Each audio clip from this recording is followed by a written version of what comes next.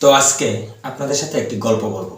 গল্পটি শুনে আপনারা কি বুঝতে পারছেন অবশ্যই কমেন্ট করে জানাবেন। একটি বুড়া সিংহ যার গায়ে কোনো শক্তি নেই ও একটি যুবক সিংহ, তাদের দুজনের মাঝে অনেক বন্ধুত্ব। একদিন ঝগড়া লাগে এবং ঝগড়া লেগে বন্ধুত্বটা নষ্ট হয়ে যায় এবং তারা কেউ কারোর সাথে কথা বলে না। তো এই সুযোগে হঠাৎ একদিন 20-25টা কুত্তা এসে ওই বুড়া সিংহটাকে কামড়াচ্ছে, কিন্তু বুড়া সিংহের গায়ে কোনো শক্তি নেই, তাই সে কিছুই করতে পারছে না।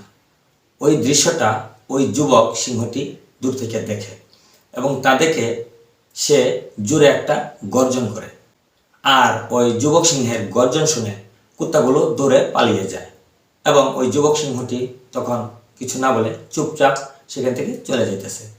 তো ওই ঘটনাটি আরেকটি সিংহ দেখে, দেখিয়া যুবক সিংহটিকে জিজ্ঞেস করতেছে, কিরে ভাই, তোদের মাঝে তো অনেক ঝগড়া, তারপরে তুই ওই বুড়া সিংহটিকে কেন বাঁচাইলি?